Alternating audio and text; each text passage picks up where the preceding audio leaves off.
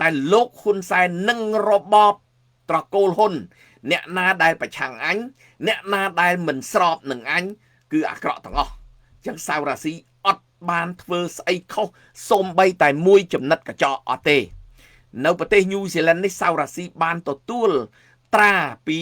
រដ្ឋាភិបាលញូហ្សេឡង់ក្រោមការគ្រប់គ្រងរបស់ក្រសួងយុត្តិធម៌ជា Justice of the Peace គេហៅ Justice of the Peace for New Zealand អញ្ចឹងសាវរ៉ាស៊ីអត់បានធ្វើខុសច្បាប់ទេបើខុសច្បាប់រដ្ឋាភិបាលញូហ្សេឡង់ចាប់សាវរ៉ាស៊ីដាក់គុកហើយសាវរ៉ាស៊ីអត់ទេហើយមានក្រុមហ៊ុនកត្រុកមួយទូចដើម្បីនាំពលករពីប្រទេសក្រៅមួយឆ្នាំ30នាក់អីចឹងបង់ពន្ធឲ្យរដ្ឋត្រឹមត្រូវពេលអត់កម្មករខ្វះកម្មករយកពលករពីខាងគេហៅ work and income របស់ប្រទេសញូហ្សេឡង់គឺចេញពី social welfare របស់ប្រទេសញូហ្សេឡង់ដែលពួកគាត់អត់មានការងារធ្វើសាវរ៉ាស៊ីយកមកធ្វើការជាមួយក្រុមហ៊ុនសាវរ៉ាស៊ីជួយរំលែក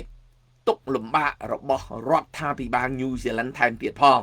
អញ្ចឹងសាវរ៉ាស៊ីអត់បានធ្វើខុសច្បាប់ទេខុសជាមួយលោកហ៊ុនសែនអត់ចេះត្រពងនិយាយឲ្យខ្លីបងប្អូនណាបាទបញ្ជាក់ឲ្យច្បាស់ថ្ងៃនេះ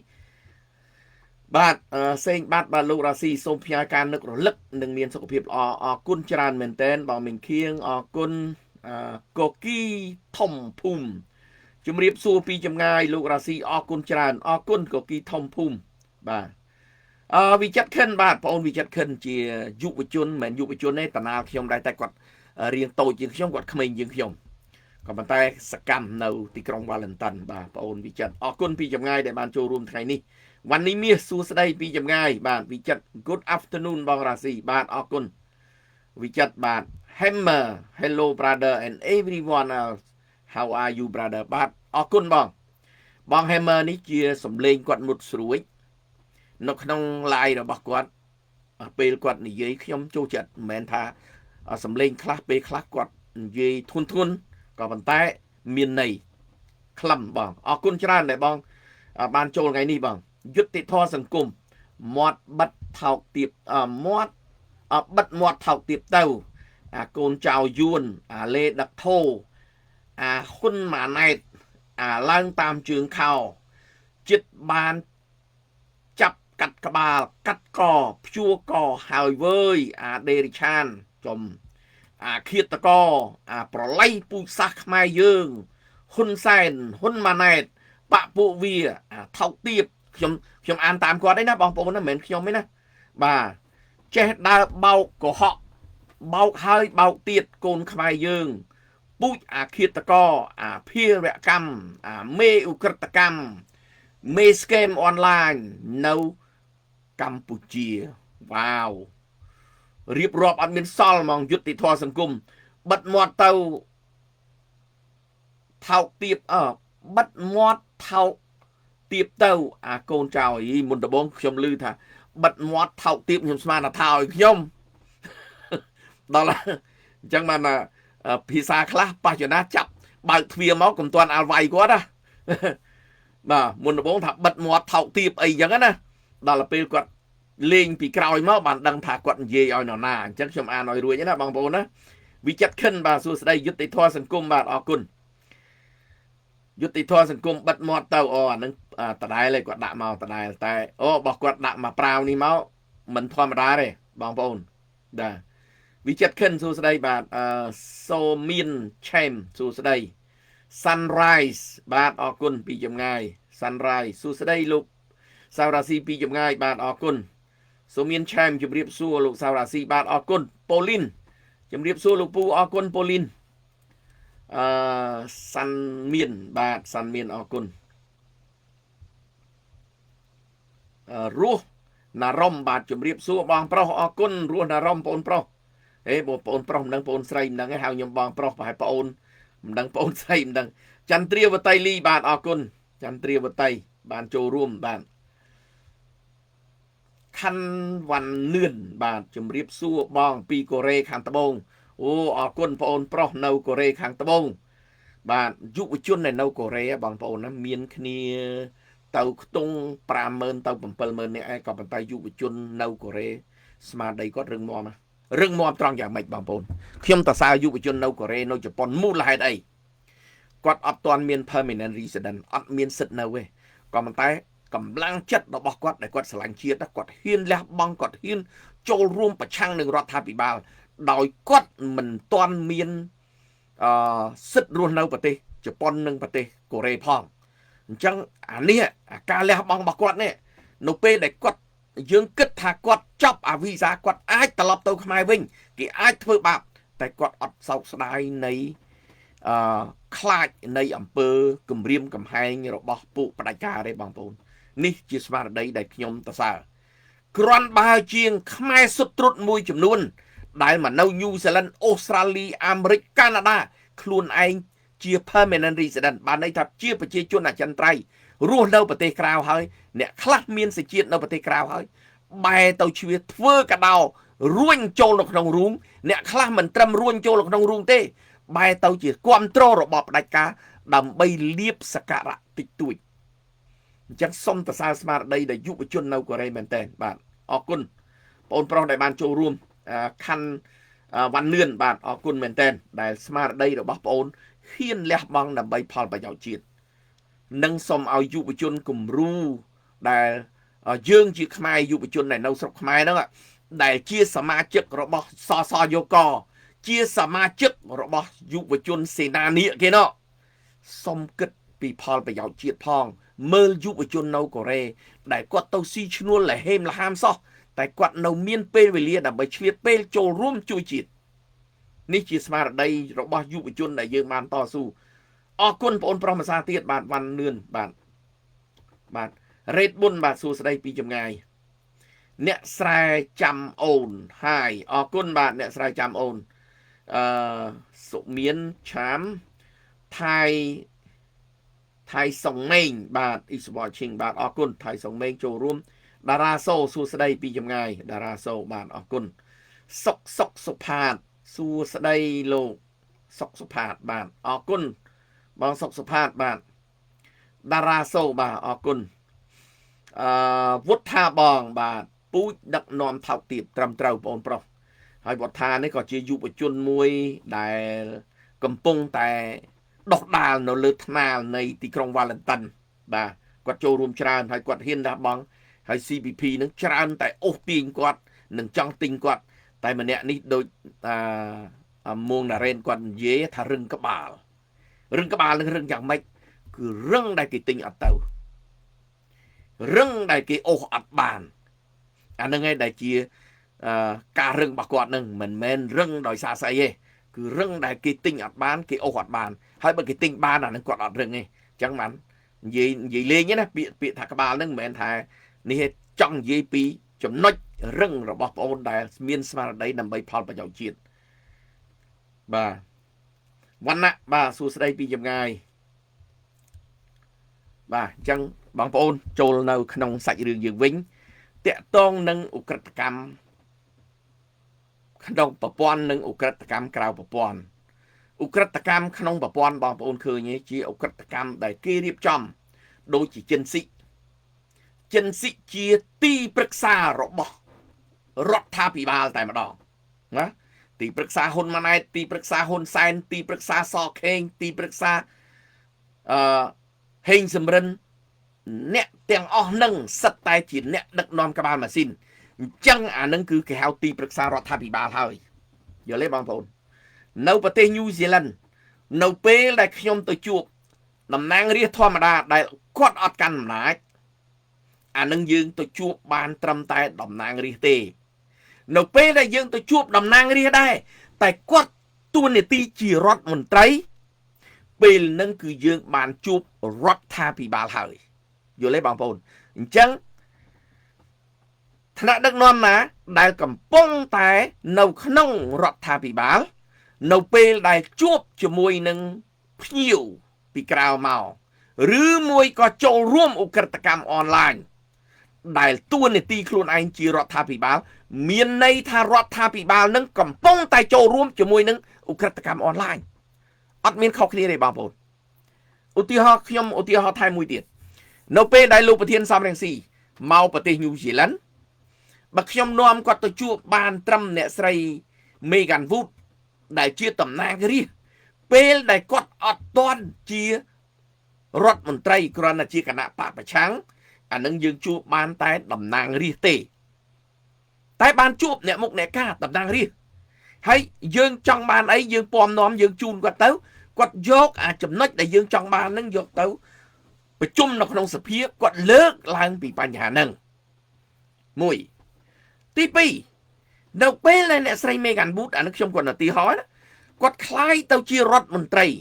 2អាណត្តិកាលហ្នឹងខ្ញុំចាំ2អាណត្តិហើយគាត់កាន់រដ្ឋមន្ត្រីម្នាក់គាត់កាន់4ក្រសួងពេលដែលខ្ញុំនាំលោកប្រធានឬមួយក៏លោកជំទាវមូសុខួរបានមកជួបគាត់ពេលដែលគាត់កាន់រដ្ឋអំណាចកាន់ជារដ្ឋមន្ត្រីពេលហ្នឹងគឺលោកប្រធានបានទៅជួបរដ្ឋាភិបាលញូហ្សេឡង់ខុសគ្នាអញ្ចឹងនៃពីរនេះខុសគ្នាយ៉ាងម៉េចដូចគ្នានៅពេលដែលចិនស៊ី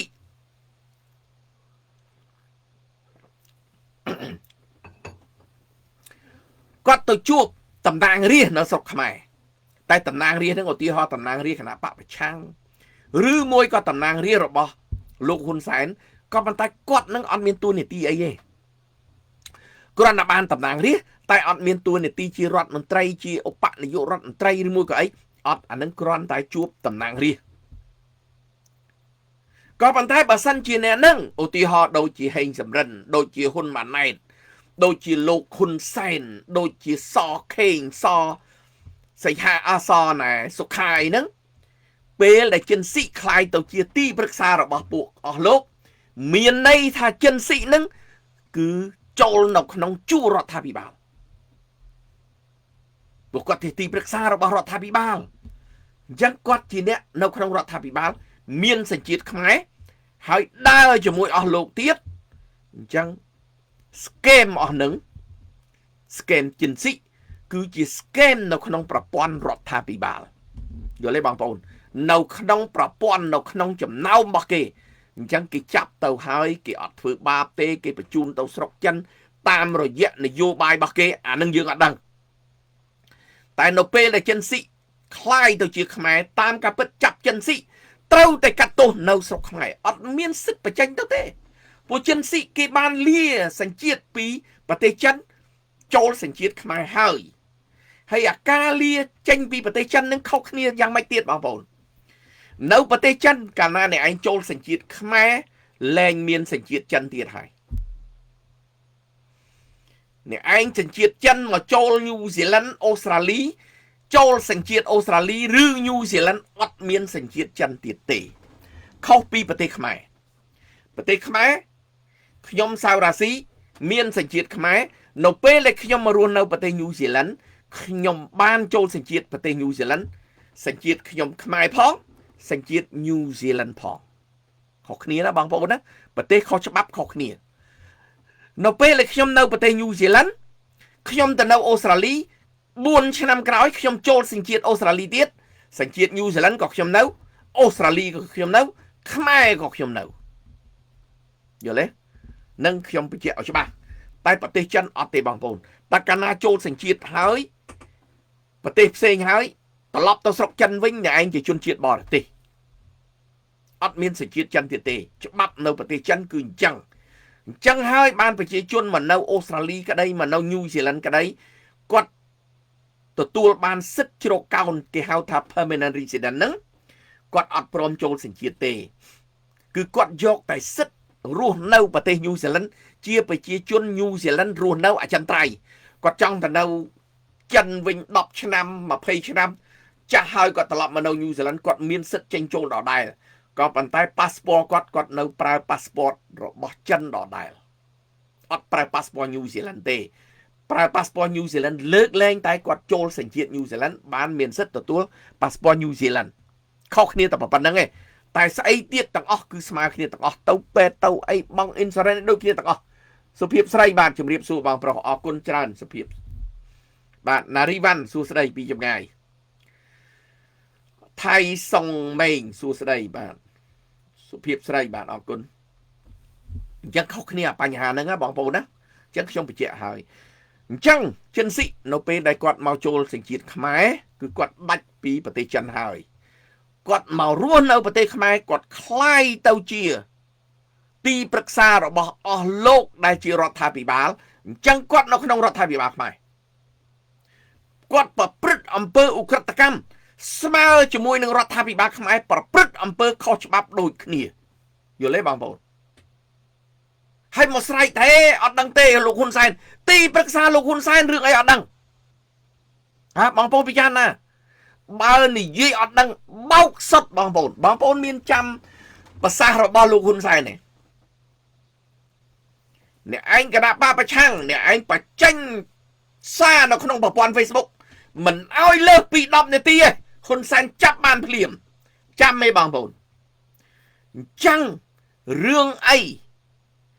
ដែលប្រព័ន្ធអនឡាញចិនស៊ីរៀបចំផ្អើលទូទាំងពិភពលោករហូតដល់អាមេរិកដុល្លារការអាមេរិកកាត់ទោសចិនស៊ីបែរទៅជាលោកហ៊ុនសែនថាអត់ដឹងទេបោកសមហ៎ហ៎បោកងាប់រស់បងប្អូនចឹងរបបលោកហ៊ុនសែននេះគឺបើនិយាយពីហ៊ុនសែនតាមពាក្យរបស់លោកសូណារ៉ាហ៊ុនសែនបកប្រែមកស្មើថាបោកប្រវត្តិសាស្ត្របោកប្រវត្តិរបស់គាត់បោកពលរដ្ឋខ្មែរបំផ្លាញពលរដ្ឋខ្មែរគឺបោកលោកហ៊ុនសែនបោកសុទ្ធត្រឹមត្រូវបងប្អូននិយាយ logic ឲ្យ logic យើងនិយាយឲ្យច្បាស់សុភាពស្រីបាទអរគុណអញ្ចឹងលោកចិនស៊ីនេះជាហើយបើនិយាយពីឋានៈគាត់នឹងស្មើនឹងរដ្ឋមន្ត្រីទៀតគេឲ្យឋានៈស្មើនឹងរដ្ឋមន្ត្រីទៀតអញ្ចឹងតួនាទីរបស់គាត់នៅក្នុងរដ្ឋាភិបាលគឺស្មើនឹងរដ្ឋមន្ត្រីអញ្ចឹងស្មើនឹងរដ្ឋមន្ត្រីគាត់ធ្វើអំពើខុសច្បាប់ឧក្រិដ្ឋកម្មអនឡាញគឺរដ្ឋាភិបាលខ្មែរជាអ្នកធ្វើខុសច្បាប់ជាមួយគាត់បើសិនជាថាលោកហ៊ុនសែនអត់ដឹងអ្នកឯងមកនៅស្រុកខ្ញុំរស់ស៊ីអីបានអ្នកឯងជះលុយមកខ្ញុំរាប់សិបលាននាឡិកាកូនចៅខ្ញុំទៅជាប់នឹងការកូវីដ2019អ្នកឯងបញ្ជូនអាចេក fly មួយគាត់ទៅទទួលចៅជិះកប៉ាល់ហោះតឯងអាចេក fly មួយទៅមកអត់ក្រោមកន្លះលានទេបងប្អូនឈ្នួលកប៉ាល់ហោះអត់ក្រោមកន្លះលានទេមានតែលើចៅលោកហ៊ុនសែនមួយនៅមែលប៊នកប៉ាល់ហោះ direct មកយកនៅប្រទេសគេកុំថាអ្នកឯងស្អីក៏ដោយគ្រាន់តែអ្នកឯងចាយលុយនៃខុសក្បួនបន្តិចគេតាមដានវឹបលុយបានពីណាមកបើអ្នកឯងពិតជារដ្ឋាភិបាលពិតប្រកបត្រឹមត្រូវមែនអ្នកឯងតាមដានហើយលុយចិនស៊ីបានពីណាមកដែលជួយអញរាប់សិបនេះមិនមែនថាជួយមកអញហើយចេះតែសង្ងំស្មើជាមួយនឹងចោលលួចបញ្ជាក់មួយទៀតនៅប្រទេសញូហ្សេឡង់ណាបើខ្ញុំដើរទៅផ្សារទៅដល់រើសបានកាបូបលុយគេមកបាច់ដាក់កប៉ាល់ផ្លុកអត់ប្រាប់ប៉ូលីសគេតាមដានគេដឹងថាខ្ញុំបានរើសស្មើនឹងចោលរើសរបស់គេបានត្រូវតែរាយការណ៍ប្រាប់ប៉ូលីសអានឹងបានរួចខ្លួនចឹងយ៉ាងណាមិញក៏ដោយលោកហ៊ុនសែននៅពេលដែលគេចំណាយលុយទៅឲ្យគ្រួសារគាត់លុយដែលយកមកក្រៅស្រាប់10លានបានមកពីណាគាត់មានតាមដានទេគាត់អត់តាមដានស្មើនឹងគាត់ចូលរួមជាមួយចៅអញ្ចឹងសរុបសេចក្តីមកឧក្រិដ្ឋកម្មអនឡាញអានៅក្នុងប្រព័ន្ធគឺដូចចិនស៊ីដូចស្អីលីហុងដូចស្អីដែលចិនដែលអាមេរិកដែលគេកាត់ទោសហើយគេតាមចាប់មិនបានលោកហ៊ុនសែននៅគ្រប់គ្រងមកពីគាត់ចោលដែរបើគាត់មិនចោលគឺគាត់ចាប់ហើយឥឡូវមកដល់កុកអានលីចុងផាត់ដែលសហរដ្ឋអាមេរិកគេដាក់ទណ្ឌកម្មហើយគេចោទថាជាជនឧក្រិដ្ឋកម្មអនឡាញលោកហ៊ុនសែនអត់ចាប់លើកអស់លោកនឹងទៅជាអុកញ៉ាហើយនៅតែកាហើស្មើនឹងលោកហ៊ុនសែនគ្រប់គ្រងស្មើនឹងលោកហ៊ុនសែនធ្វើចោលដដែលអត់ដូរទេបងប្អូនអត់មានអីសួរទៅតើភាសាខ្ញុំនិយាយនេះខុសឬមួយក៏ត្រូវសូមឲ្យបងប្អូនជួយឆ្លើយមកក្នុងនោះជាពិសេសបងប្អូនដែល CPP ដែលអាចចូលមកឆ្លើយឲ្យខ្ញុំដឹងផងថាភាសាខ្ញុំនិយាយនេះខុសឬមួយក៏ត្រូវបងប្អូន អរគុណថៃសុងដែលបានលើកមេដៃបានន័យថាយល់ព្រមជារីយ៉ាន់បាទ Hi brother ប្រុសអូខេណាអញ្ចឹងឯងបងប្អូនខ្ញុំអានខមមិនបដាទៀតដើម្បីកុំឲ្យវានេះបាទបងគុជកាត់សក់បាទជំរាបសួរលោកពូបាទអរគុណជារីវ៉ាន់ហើយបងប្រុសអរគុណឡាស្រី Hello all good Khmer people សួស្តីហាឡាណាបងផាលីសួស្តីជំរាបសួរពីចម្ងាយបាទសេរីរ៉ាត់ Albert ជំរាបសួរបងផាលីបាទកូគីធំអរគុណលឹមសុខាបាទបើអញ្ចឹងហើយចោលទាំងពូជទាំងតកូលហ្មងបងត្រឹមត្រូវបងប្អូនមើលហ៊ុនតូណាសុខាលឹមសុខាមើលហ៊ុនតូគាត់នៅក្នុងធនាគារហ៊ុយវ៉ាន់ផេគាត់មានភាគរយ 30% អ្វីដែលគាត់ប្រកាសបើខ្ញុំដឹងណាហ៊ុយវ៉ាន់ផេនឹងបោះហ៊ុនតូយ៉ាងតិចបំផុតក៏ 80% ដែរក៏ប៉ុន្តែគាត់ប្រកាស 30% តែ 30% ដែលខ្លួនមានហ៊ុយវ៉ាន់ផេជីចោហ៊ុនតូក៏ជីចោដែរមិនចឹងបងប្អូនណាកតវិជ្ជាត្រូវតែអញ្ចឹង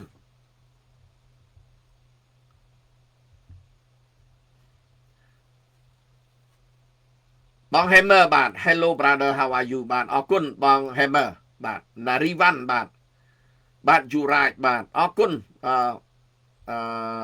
Nari បាទពិនសុផលសួស្តីពីចម្ងាយបាទ Polly បាទ Khmer people in the world need to stand up together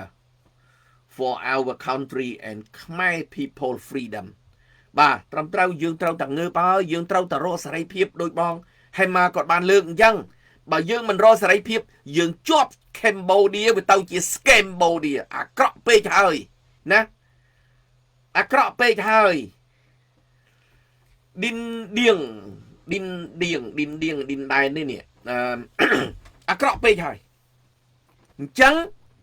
របបលោកហ៊ុនសែនឥឡូវនេះយើងមើលអ្នកដែលនៅក្នុងប្រព័ន្ធកុកអានទៅណាហ៊ុយ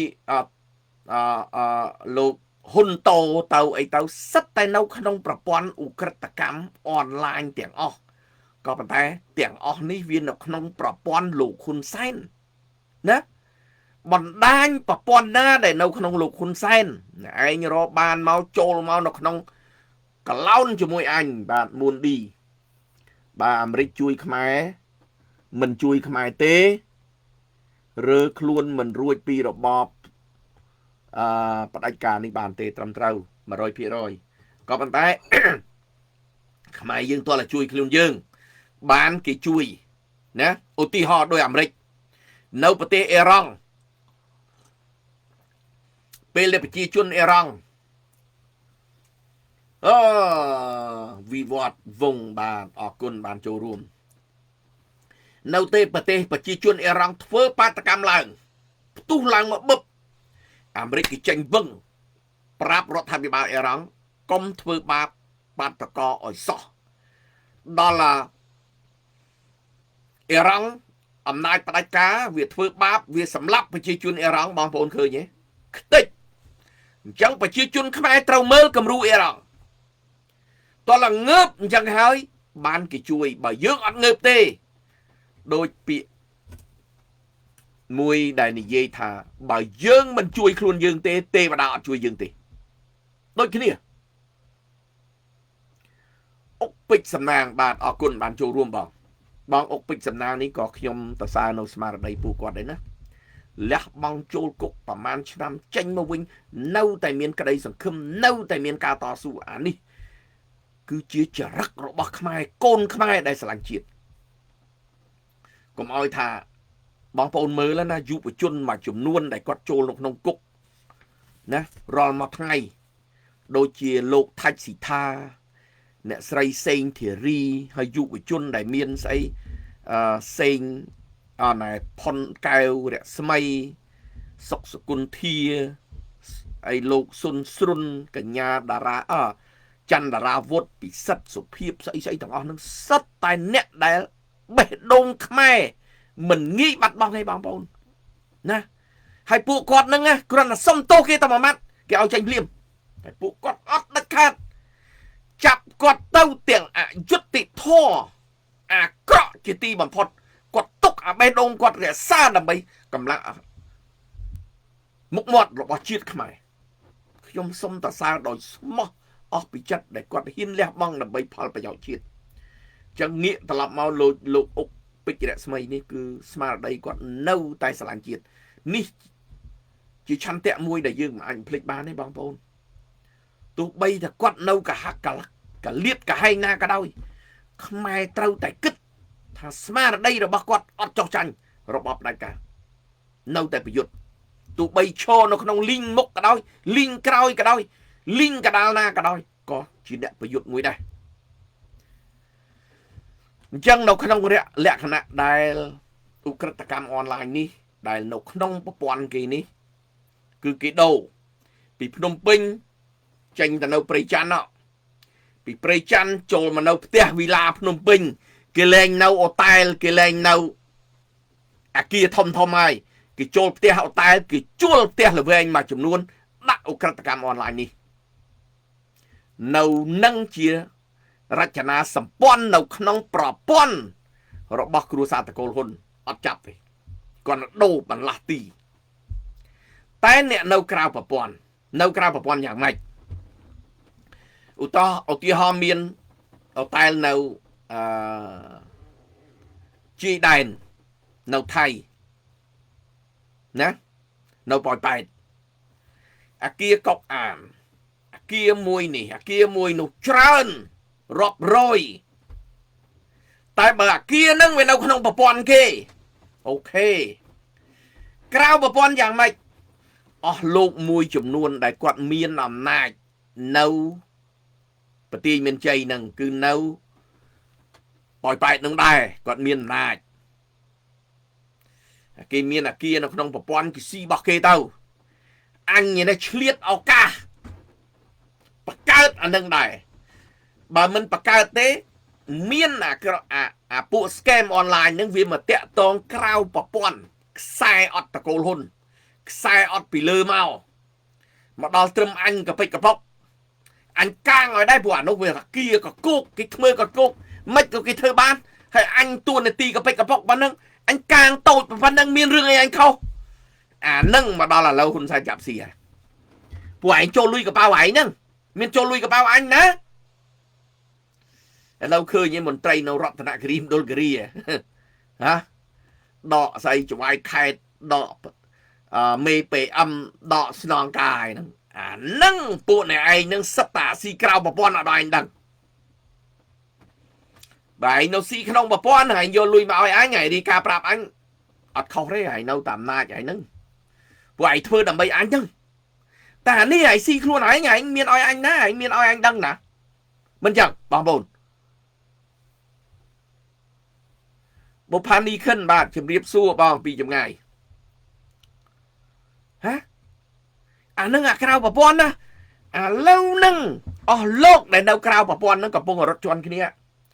មិនត្រឹមរត់ជន់គ្នាទេរត់ការទៀតដើម្បីរួចខ្លួន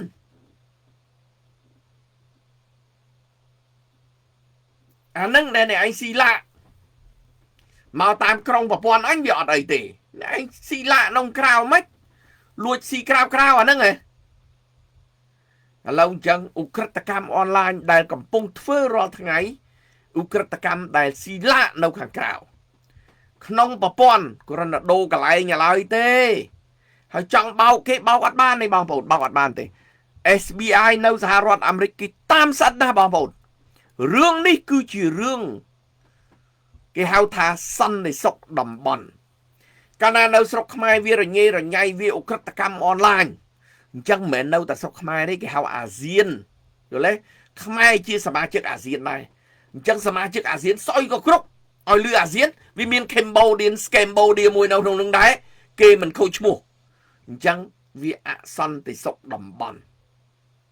ហើយនៅស្រុកយើងកាលណាយើងមាន Scambodia បែបហ្នឹងវិនិយោគទុនល្អគេអត់ចូលទេបងប្អូនអាណាគេមើលចូលល្មិចបើគ្រាន់តែចូលមកមិនដឹងមកបដាក់ទុនបន្តិចមកចូលរួមជាមួយចៅប្រទេសចៅអាណាគេព្រមធ្វើគេអត់ធ្វើទេ បងបុផានីបាទសួស្ដីគាំទ្រ 100% អរគុណបងនេះជារឿងពិតបងហើយយើងបានទទួលដំណឹងពីក្នុងមកអញ្ចឹងអ្នកដែល scam បូឌាក្រៅប្រព័ន្ធកំពុងតែរត់ការយ៉ាងម៉េចអ្នកខ្លះដែលរកបានលុយច្រើនមិនបានបង់លុយចូលប្រព័ន្ធកំពុងតែរត់ការដើម្បីលុបលាងឈ្មោះឲ្យបាត់កុំឲ្យមានតែមានទេដាច់យើងទៅតាណាដល់អានឹងមួយគាត់ថាប៉ាប់24 ម៉ោងអត់ទាន់ទេបងប្អូនអើយអត់ទីពលគាត់ខ្លាំងណាស់អូ Sport Clinic 24 ម៉ោងអត់ទាន់ទេបងប្អូនគឺដកភឹងតែម្ដងអត់បានទេអានឹងដែលយើងឃើញថាឧក្រិដ្ឋកម្មអនឡាញវាមានពីរប្រភេទមួយនៅក្នុងប្រព័ន្ធប្រភេទមួយក្រៅប្រព័ន្ធឥឡូវប្រភេទក្រៅប្រព័ន្ធលោកហ៊ុនសែនកំពុងដើរចាប់ស៊ីហើយណាអញ្ចឹងអស់លោកដែលក្រៅប្រព័ន្ធរត់ជន់គ្នាហើយតួនាទីច្បាយខេត្តបងប្អូនចេញពីច្បាយខេត្តឡើងមកជារដ្ឋលេខាធិការនៅក្រសួងមហាផ្ទៃមិនដឹងប្រមាណ100នាក់ទេរដ្ឋលេខាធិការនៅក្រសួងមហាផ្ទៃដែលគេដកយកមកដូចយកមកប្រឈរជើងយ៉ាងបងប្អូនដូចយកមកប្រឈរជើង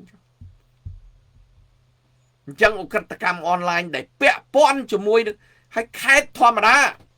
បងប្អូនគេទៅធ្វើឧក្រិដ្ឋកម្មអនឡាញទៅនៅឯណានៅលើមេឃអត់ទេនៅលើដីហើយបើនៅលើដីវាស្ថិតនៅក្នុងភូមិណាឃុំណាស្រុកណាខេត្តណាអញ្ចឹងតួនាទីច្បាយខេត្តដឹងទាំងអស់ច្បាយស្រុកក៏ដឹងទាំងអស់មេឃុំក៏ដឹងទាំងអស់មេភូមិក៏ដឹងទាំងអស់គេមកសង់នៅលើភូមិអញនៅលើផ្ទះម្ដុំអញឯរឿងអីអត់ដឹងយើងទីមេឃុំមេភូមិតែវាបានអាទឹកតែហ្នឹងច្បាយខេត្តឧទាហរណ៍មួយឆ្នាំមួយខែអញឲ្យឯង1លានច្បាយខេត្តរងប្រមាណគឺគេចែកគ្នាជាប្រព័ន្ធបានបន្ទាប់មកនៅក្នុងណាស្រុកណាចែកស្រុកនឹងទៀតតែនៅក្នុងស្រុកនឹងមានអីឃុំណាចែកក្នុងឃុំនឹងនៅក្នុងសង្កាត់ភូមិណាបានទាំងមេភូមិបានទាំងអ្នកការពារនៅនឹងទៀតអានឹងហើយដែលគេស៊ីជាប្រព័ន្ធបែបហ្នឹងហើយគេមិនស៊ីត្រឹមច្បាយខេត្តទេច្បាយខេត្តហ្នឹងក៏បញ្ជូនទៅលើទៀតតាមរយៈគ្រូសាគេអ្នកណាដែលចំណូលតិចឬមួយក៏ចំណូលច្រើនអាពួកហ្នឹងគឺអត់ទេអាប្រព័ន្ធបែបហ្នឹងអត់ទេឥឡូវហ្នឹងដកពីអាគារធំយកមករំលែកដាក់អាគារតូចជាផ្ទះសំណាក់ជាអូតែលទូចជាពិសេសឥឡូវហ្នឹងគេចាប់ផ្ដើមសង់វីឡាស្អាតធ្វើដូចវីឡាអីចឹងហើយពួកចិនហ្នឹងទៅជួលនៅតែជួលនៅមកផ្ទះ20 30នាក់អី10នាក់អីចឹងទៅដើម្បីគេដាក់ឲ្យបានច្រើនណាអញ្ចឹងប្រព័ន្ធនឹងមិនងាយបាត់ទេបងប្អូនតែប្រព័ន្ធឧក្រិដ្ឋកម្មអនឡាញដែលនៅក្នុងប្រព័ន្ធនឹងអត់បាត់ទេហើយពួកនឹងអត់មានទៅរត់ដេញចាប់ប្រភីញអត់ទេពួកដែលរត់ដែលចេញចាប់ប្រភីញចុះពីលើតែរត់ដោយកោហ្វងនឹងគឺដោយសារនិស្សិតបញ្ញវន្តដែលនៅក្រៅប្រទេសដែលរៀន IT ហ្នឹងក្រោយពីចប់ហើយនៅក្នុងប្រព័ន្ធអនឡាញគេមិន check មើលការងារនៅឯណាគាត់ check អនឡាញមាននៅថៃមាននៅខ្មែរក៏ប៉ុន្តែនៅកន្លែងថៃភាគច្រើនកន្លែងគេសំចតចុះលើកប៉ាល់ហោះនៅថៃមួយអាទិត្យអីចឹងទៅគេឲ្យទៅ training នៅខ្មែរទៅដល់ខ្មែរម៉ែអូកូនដាក់ច្បាក់នៅតុកនោះនឹង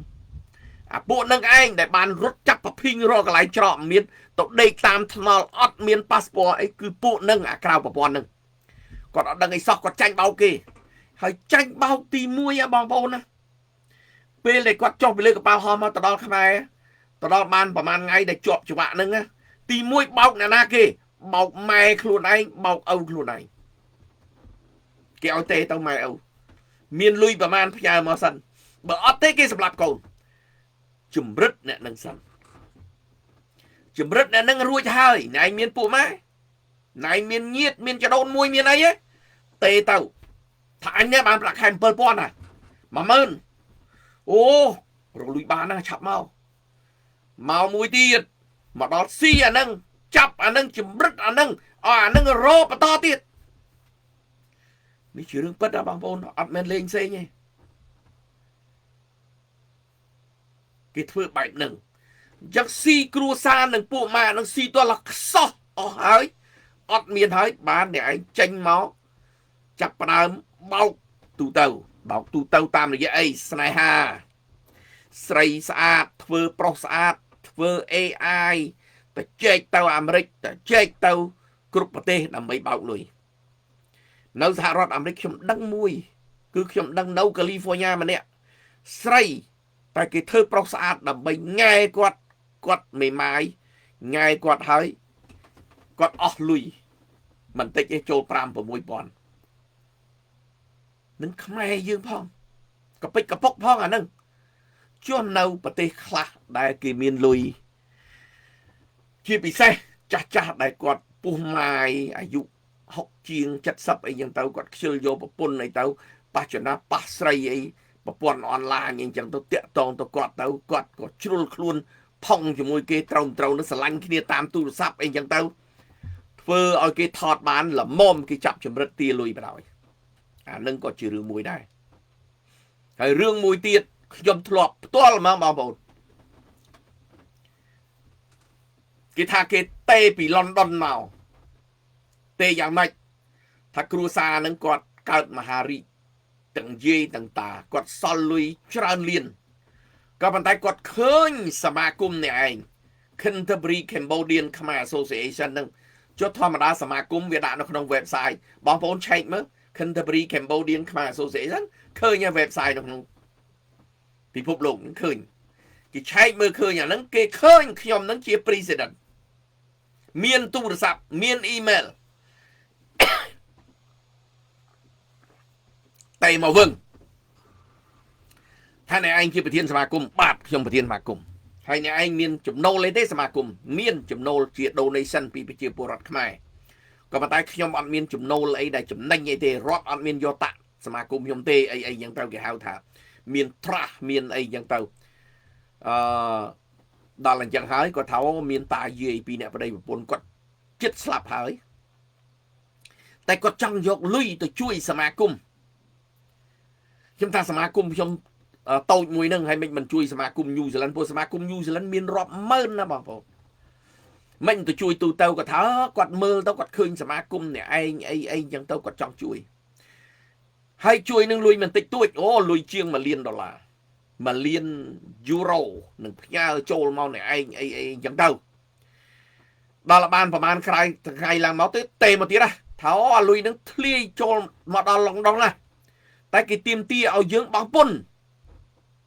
មកបោកខ្ញុំថាអញ្ចឹងលុយផ្ញើមកប៉ុន្មានគាត់ថាជាង$1 លានដល់អាលុយនឹងបង់ពន្ធគាត់ថាអូអត់បាននេះច្បាប់គេអត់បាននេះត្រូវអ្នកឯងផ្ញើលុយទៅបង់ពន្ធសិនបានលុយនឹងធ្លាក់ចេញមកហីបោកណាមកបោកសៅរាស៊ីដែលដឹងរឿង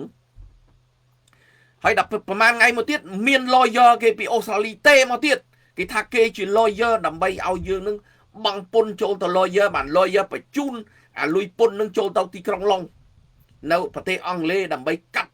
អាថ្លៃពន្ធនឹងឲ្យគេផ្ញើលុយចូលសមាគមនេះឯងដាក់ bank account មកអីមកមានអីដល់ lawyer ពីអូស្ត្រាលីមកស្មាតទោសជេរបដ ாய் បង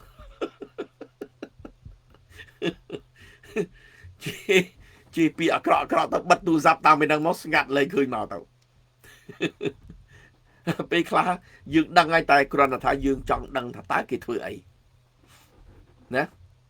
អានឹងបងប្អូនវិធីច្រើនណាស់ដែលគេបោកបានចឹងហើយបាននៅស្រុកខ្មែរសហរដ្ឋអាមេរិកគេស្រាវជ្រាវឃើញ19,000 លាននៅឆ្នាំ2024ក្នុងនឹងមានលុយសហរដ្ឋអាមេរិក10,000 លានអានឹងហើយដែលសហរដ្ឋអាមេរិកគេកាត់ទោសចិនស៊ី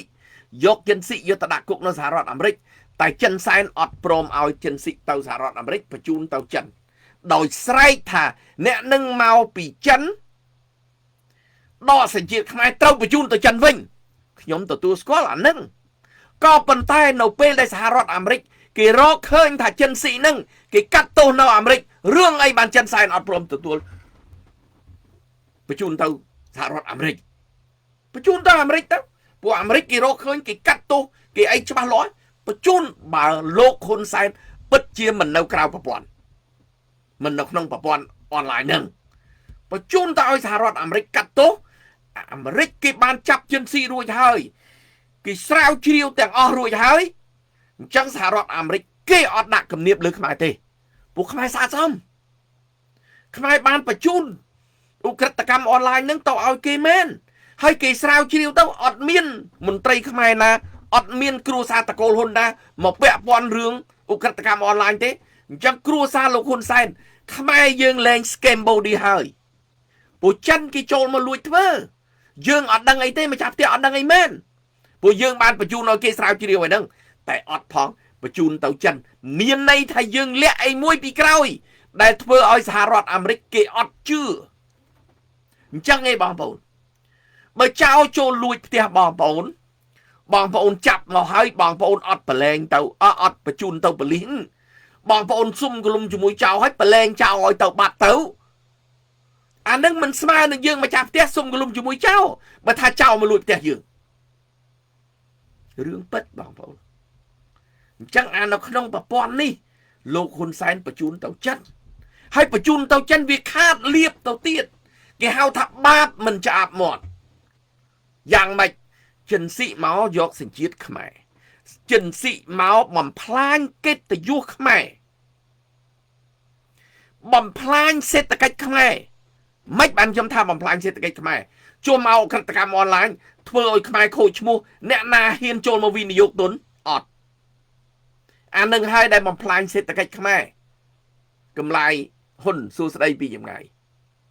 នឹងមិនបំផ្លាញសេដ្ឋកិច្ចខ្មែរដល់ឥឡូវចិនស៊ីអាមេរិកកាំងបកក 15,000 លានបែរលោកហ៊ុនសែនដកសញ្ជាតិចិនស៊ីបានបញ្ជូនចិនស៊ីទៅស្មើនឹងបោះលុយ 5-10,000 លានចោលហើយនៅប្រទេនៅហុងកុងនៅតៃវ៉ាន់នៅអង់គ្លេសនៅសិង្ហបុរីគេបកកប្រមាណ100 លានដុល្លារទៀតនៅថៃបោះលុយនឹងចោលទាំងអស់អញ្ចឹងឯងបងប្អូនមិនមែនសញ្ជាតិខ្មែរអញ្ចឹងលុយនឹងយើងខ្លាយមិនបាន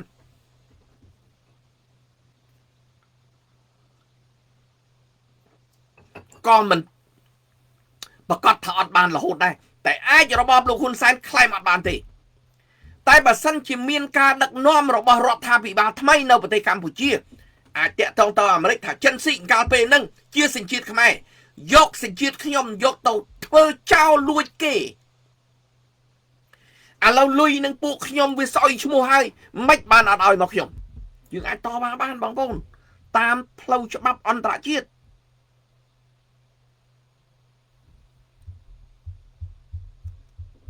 ណាចំណុចហ្នឹងគឺចំណុចដែលល្អសម្រាប់រដ្ឋាភិបាលថ្មីក៏ប៉ុន្តែមិនមែនរដ្ឋាភិបាលលោកហ៊ុនសែនទេ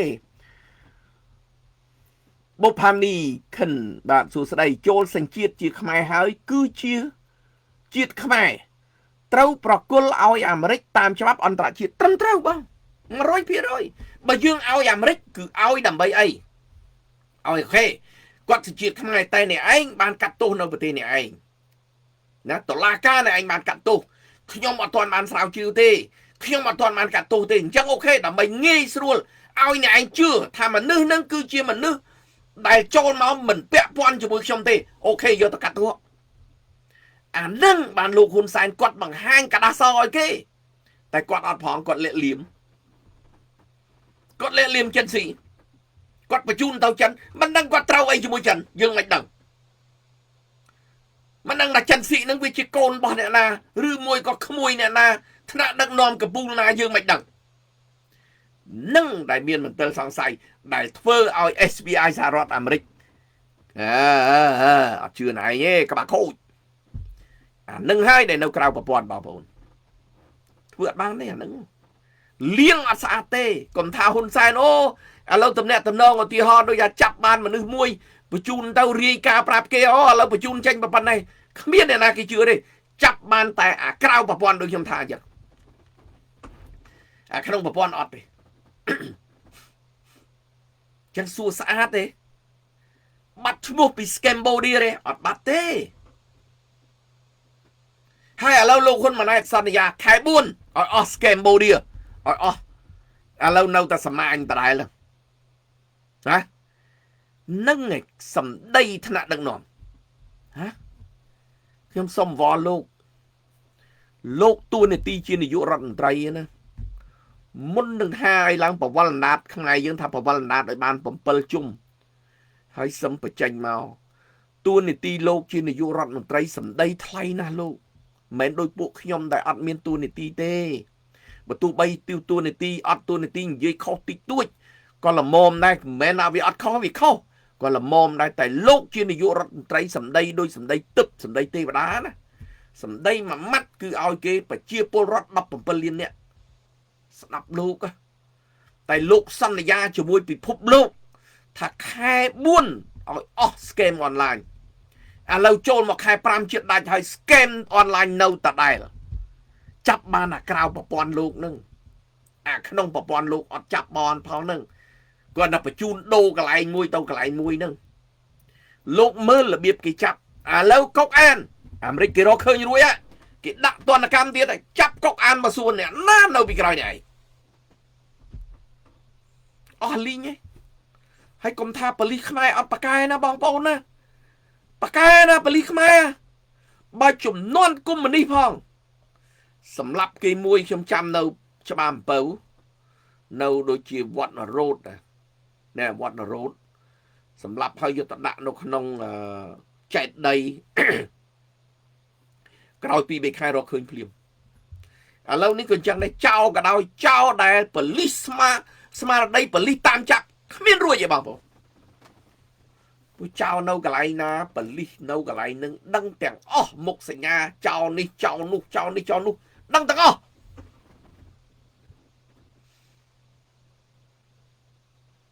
ខ្ញុំធ្លាប់បាត់ម៉ូតូពូម៉ាខ្ញុំធ្លាប់បាត់ម៉ូតូមិនបាត់ទេគាត់ចាញ់បោកគេគាត់ទៅទិញម៉ូតូនៅឃ្លាំងពួកម៉ាគាត់បងពួកម៉ាខ្ញុំទិញម៉ូតូនៅឃ្លាំងមិនទាន់បានទិញម៉ូតូផងដល់ទៅដល់មានអាស្អីគេក្លុកគ្រាប់7អីគេមិនគាត់ទៅជ្រុលដៃចាក់អាគ្រាប់7ហ្នឹងអស់មកតឡឹងជាងយំមកផ្ទះទៅប្រាប់ពួកម៉ាអីខ្ញុំទៅពួកម៉ាហ្នឹងវាមានខ្សែរយៈវាបងប្អូនវាធ្វើប៉ូលីសព្រំបតនតាក់តងវឹងថម៉ោងប៉ុណ្នេះអាគ្រាប់7ហ្នឹងបោកហើយអីហ្នឹងគាត់ទៅភ្លាមមកតឡឹងដូចជាអស់មកតឡឹង 2G ខាតអស់ 4G 3G 4G គេយកបានមាសតដែរមកវិញហ្នឹងចឹងប៉ូលីសសឹងគ្រប់កន្លែងគេដឹងទាំងអស់មុខសញ្ញារបស់គេក៏ប៉ុន្តែកន្លែងខ្លះខ្ញុំមិននិយាយទូទៅទេកន្លែងខ្លះចោលនឹងឯងចាំប៉ូលីសចង់ចាប់ចោលឲ្យប៉ូលីសនឹងស្អាតស្អំសិនចាប់បានហើយ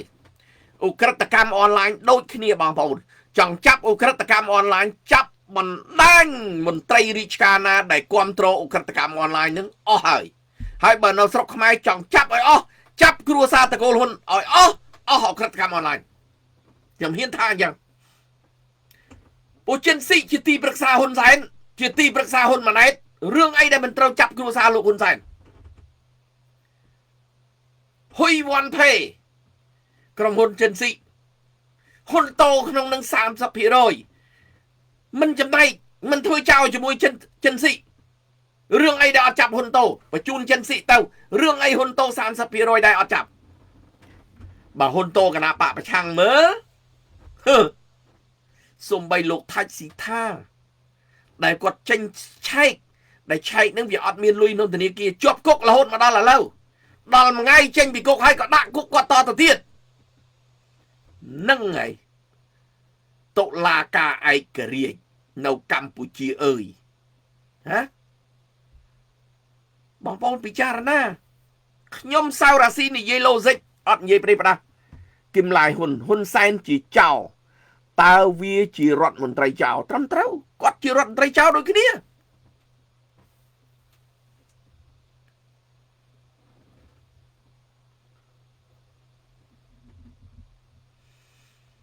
ហើយដល់ពេលមកឡូវចាប់ប្រក្រាបបោកសុក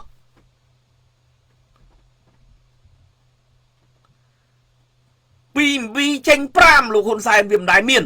ពី2តចេញ4គាត់ចេញទៅធ្វើតាមខេត្តដើម្បីអីដើម្បីបោកប្រជាជនឲ្យទូទាំងពិភពទូទាំងប្រទេសឲ្យរួញទាំងអស់ជាពិសេសមន្ត្រីតាមខេត្តនានា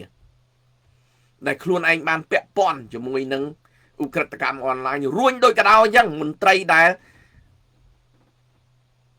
ពាក់ព័ន្ធជាមួយនឹងឧក្រិដ្ឋកម្មអនឡាញក្រៅប្រព័ន្ធបើក្នុងប្រព័ន្ធដេកហួចអត់មានរឿងអីកើតឡើងទេក្នុងប្រព័ន្ធបុប្ផានីបាទស្រុកខ្មែរទំហំតូចជាងរដ្ឋMississippi នៅសហរដ្ឋអាមេរិកគឺតូចណាស់តែពិបាករកទាល់តែសោះតែចង់ចាប់អត់ប្របាកទេបងងាយបំផុតបងសាកលើមើលបើគ្មានពាក់ព័ន្ធគ្រួសារហ៊ុនសែនបញ្ជាតែមួយថ្ងៃនឹងខ្ញុំធានាលីងអត់មានសល់មួយតែវាពាក់ព័ន្ធជាមួយនឹងគ្រួសារគាត់ទៅធ្វើអីចេញហ៊ុនតូក្មួយគាត់ពាក្យចាមរាមថាកូនគាត់ផងខ្ញុំមិនដឹងឯងឮតែគេថាទេមិនប្រកាសទេគាត់គេថាអញ្ចឹងហើយបើហ៊ុនតូជាប់ជាមួយនឹងអ ுக ្រិតកម្មអនឡាញចិនស៊ីហ៊ុនសែនថតជាមួយហ៊ុនសែនយកមកធ្វើទីប្រឹក្សាហើយមកស្រែកថាហ៊ុនសែនអត់ពាក់ព័ន្ធអីទេអ្នកណាគេជឿហ៎អ្នកណាគេជឿគេអត់ជឿទេសហរដ្ឋអាមេរិកអត់ជឿទេដូចខ្ញុំថាអញ្ចឹងបើពិតជាហ៊ុនសែនអត់តាក់ទងបញ្ជូនទៅអាមេរិកឲ្យគេកាត់ទោសឲ្យគេស្រាវជ្រាវអានឹងហ៊ុនសែនស្អាតកដាសហ្មងតែអានេះខ្លួនឯងប៉ម៉កខ្មៅងងឹតហើយមកផោគេថាអត់ពាក់ព័ន្ធអ្នកណាគេជឿគេអត់ជឿទេបងប្អូន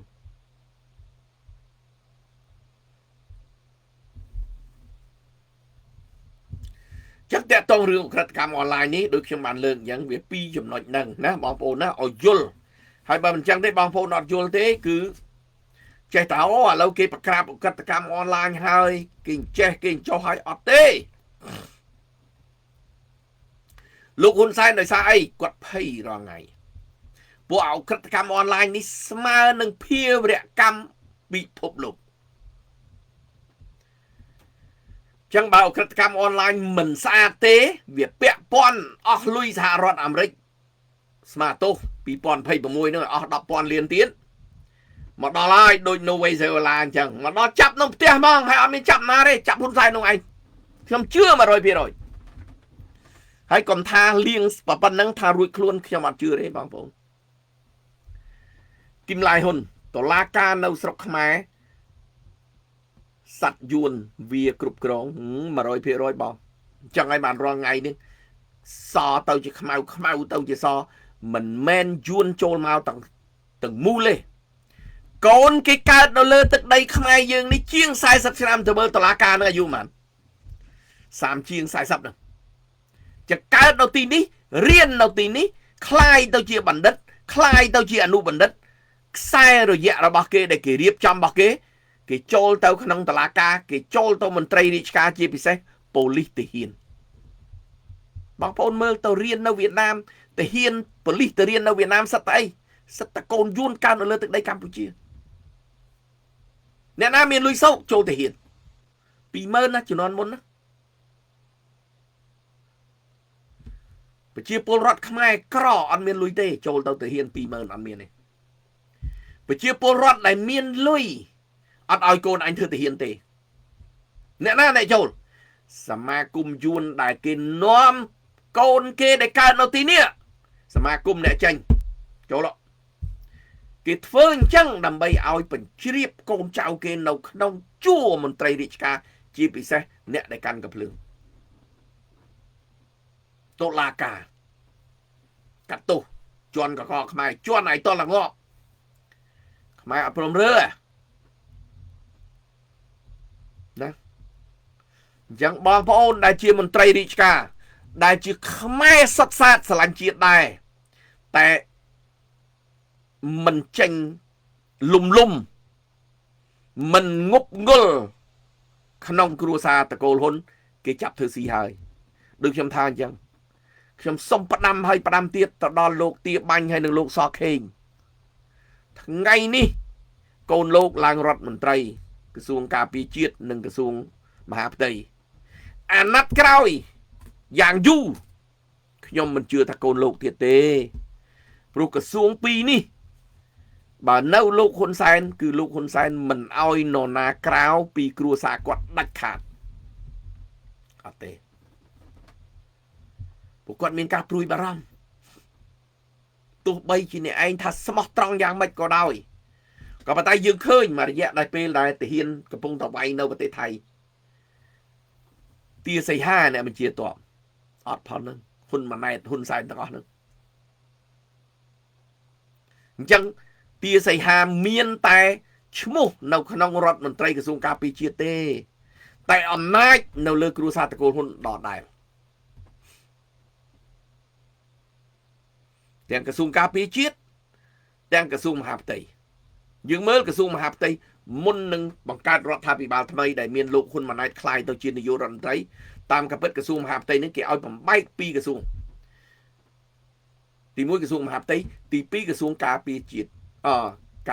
ក្រសួងការពារក្រសួងសន្តិសុខជាតិសន្តិសុខជាតិគេចង់ឲ្យលោកណេតសាវឿនក្រសួងមហាផ្ទៃឲ្យលោកសសខាអញ្ចឹងទៅក៏ប៉ុន្តែប្រហែលជាជំនាន់នៅលោកតាសខេងអត់ព្រមបានក្រសួងនឹងនៅដដែលអញ្ចឹងគេនៅតែចិញ្ចឹមចិត្តពួកក្រសួងការពារសន្តិសុខកាន់កំភ្លើងក្រសួងមហាផ្ទៃមន្ត្រីរាជការនគរបាលអស់ណែចវាយខេត្តចវាយស្រុកមេឃុំអីហ្នឹងមានកំភ្លើងអីអត់ទេដូចស៊ីវិលហ្នឹងគាត់មានអំណាចនៅក្នុងជួររចនាសម្ព័ន្ធរបស់ប្រទេសតែគាត់មានអំណាចកំភ្លើងអត់អញ្ចឹងគេចង់ផ្ដាច់អាហ្នឹងដើម្បីឲ្យណេតសវឿនទៅកាន់អាហ្នឹងកាន់កំភ្លើងគេអត់កាន់កំភ្លើងសសខាទៅតិចទៀតគេធ្វើហើយឲ្យគេប្រឡែងគេអត់ប្រឡែងទេគេចាំចិត្តអាហ្នឹងគេចង់បានយូរហើយ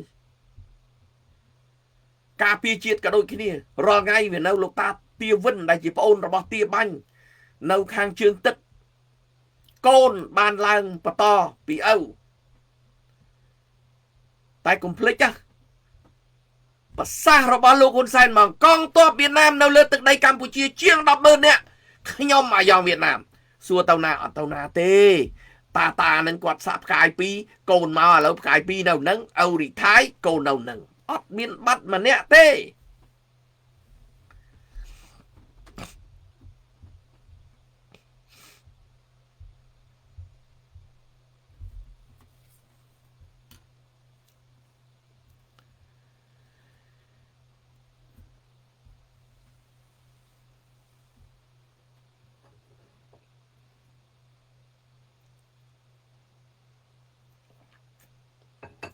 ចឹងរឿងអក្រិតកម្មអនឡាញនេះធ្ងន់ធ្ងរណាស់បងប្អូនហើយខ្ញុំជឿ 100% ថាលោកហ៊ុនសែនលបោតកៅអីគឺដោយសារអក្រិតកម្មអនឡាញនេះរឿងខ្មែរទាស់គ្នាវាយគ្នារំលាយគណៈបកប្រឆាំងពិភពលោកគេចាប់អារម្មណ៍ក៏ប៉ុន្តែគេមិនបានចោះមកធ្វើអីខ្លាំងទេព្រោះអានេះរឿងរបស់ខ្មែរលោកហ៊ុនសែនគម្រាមគេតាមចិត្តរឿងខ្មែរអញកុំលូដៃវិញចេះវិញចោះក៏ប៉ុន្តែរឿងឧក្រិដ្ឋកម្មអនឡាញនេះវាប៉ះពាល់ពិភពលោកជាពិសេសសហរដ្ឋអាមេរិក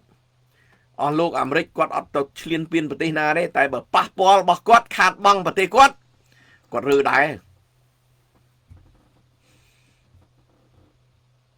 តែដូចខ្ញុំថាអញ្ចឹងមិនដឹងថាថៃវាយខ្មែររាល់ថ្ងៃនេះគឺដោយសារគេបើកផ្លូវឲ្យវាយផងក៏មិនដឹងពុតធ្លាប់ពមៀនវាយអាមេរិកផងអញ្ចឹងអាមេរិកតម្រៃអត់មកជន់សម្ោចទេសង្អាងក្រងខំគ្នាទៅទុកឲ្យអញកាត់ទោសហើយបើអញអត់ឲ្យខុសផងវាយតទៀតថៃខូចផងយកឈ្មោះក្រិតកម្មអនឡាញនេះដើម្បីផ្គប់ទៅពិភពលោកផងវាយហើយយកដីខ្មែរហើយពាត់លបងហើយលោកហ៊ុនសែនថាមិនមែនដីយើងទៀតថៃគេធ្វើហ្នឹងគឺដីគេទេអភិបាលខេត្តបាត់ដំបងថៃគេថៃធ្វើឲ្យបានចូលដីយើងទេចាត់ supply កន្លែងបែរទៅជាឥឡូវនេះគេរួចខ្លួនអត់បានមកយកដីយើងផងអញ្ចឹងប្រជាជនភាសឹកជាង70,000 នាក់សិតតអ្នកខុសច្បាប់ដែលធ្លាប់នៅដីថៃជាង30ឆ្នាំមកហើយអាក្រក់ក្រីមែនណាបងប្អូនណាចាណាមើលហើយមកឲ្យសៅរាស៊ីបិទមាត់មិនបើអ្នកឯងបោកគេបែបហ្នឹងឥឡូវទៅសួរជនភាសឹកតើគាត់លួចដីគេនៅទេ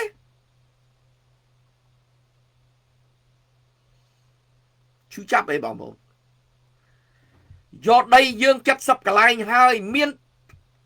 ពីមុនខ្ញុំធ្លាប់និយាយថាស្មើនឹងលោកសមានដែលគាត់ធ្លាប់និយាយថាដីដែលបាត់បង់នឹងវាជាង70កន្លែងបូកជាមួយនឹងដីផ្ទៃសមុទ្រវាស្មើជាមួយនឹងខេត្តតាកែវ7ដងមានអាយុវជនកូនយួនគេបង្កើតរងថ្ងៃនឹងយុវជនកូនយួនទាំងអស់ដើម្បីចេញមកវាយអ្នកប្រជាធិបតេយ្យដើម្បីចេញមកនិយាយអត់ខ្មាស់អៀនព្រោះដីមួយខេត្តតាកែវនឹងវាមាន3000គីឡូម៉ែត្រការ៉េជាងហើយបើសិនជាយើងគុណនឹង7វាស្មើជាមួយនឹងជាង20000គីឡូម៉ែត្រការ៉េវាត្រឹមត្រូវរបស់លោកសមានដែលនិយាយថាយើងបាត់ដីទាំង70បូកជាមួយនឹងដីផ្ទៃសមុទ្រនឹងគឺជាង20000គីឡូម៉ែត្រការ៉េដែលទៅថៃដល់យើងនិយាយទៅវាថាយើងនឹងល្ងងគ្មានចេះគ្មានដឹងអូពីរឿងគណិតវិទ្យាពីរឿង design សំដង់អីហ្នឹងហេងសុយក្មេងសកលក្រោយហ្នឹងបែបមិនឈ្នះពួកខ្ញុំចាស់ផងក៏មិនដឹងពួកខ្ញុំចាស់ជំនាន់មុនសឹងអាកាល់ស្យូអត់មានប្រើទេជំនាន់ហ្នឹងបើមេលេខកាលដែលនៅថ្នាក់ទី12ថ្នាក់ទី11ពីសង្គមចាស់ណាប៉ាខ្ញុំវាយសិតដាក់ដៃឲ្យវាយដោយសារអីមេលេខបើថា2ម្ដង2 2ម្ដង4 2ម្ដង6ហ្នឹងគឺថាមកចប់មេលេខ2ហ្នឹងតាមមកដង្ហើមឯតែរៀង2ដង្ហើមផាំងមកមេលេខតាមមកដង្ហើមឯអត់ឲ្យដកដង្ហើមឯឲ្យមកចប់ហ្នឹងឲ្យចប់មកមេលេខហើយចប់មកមេលេខហើយចុចសួរទៀតពី5ដងបានអត់មានអ៊ីអឺអត់ទេអញ្ចឹងពីរឿងមេលេខពីរឿងអីអូច្បាស់លាស់ណាស់ពីរឿងប្រព័ន្ធខ្សែម៉ែត្រគីឡូម៉ែត្រក្រឡាពីដើមយើងរៀនណាវាមានពហុគុណនៃម៉ែត្រវាមានអនុពហុគុណនៃម៉ែត្រអនុពហុគុណនៃម៉ែត្រវាមានដេស៊ីម៉ែត្រសង់ទីម៉ែត្រមីលីម៉ែត្រពហុគុណនៃម៉ែត្រវាមានដេកាម៉ែត្រហិកតូម៉ែត្រនិងគីឡូម៉ែត្រសម័យឥឡូវគេអត់រៀនអញ្ចឹងទេនៅប្រទេសញូហ្សេឡង់គេអត់ទេគេដឹងថា1ម៉ែត្រស្មើនឹង1000មីលីម៉ែត្រតែម្ដងអត់ស្គាល់សង់ទីម៉ែត្រនិងដេស៊ីម៉ែត្រទេបងប្អូនអត់ទេក្មេងនៅនេះអត់ស្គាល់ទេបងប្អូនតែយើងទៅនិយាយសំទោសយើងទៅនិយាយសង់ទីម៉ែត្រដេស៊ីម៉ែត្រអីប្រាប់គេបារាំងវាសើចអត់ទេ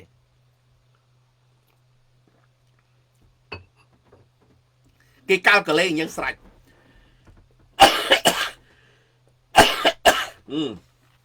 អបងប្អូនគេកាល់កលេអញ្ចឹងស្រេចដឹងតែ1ម៉ែត្រមាន1000មីលីម៉ែត្រ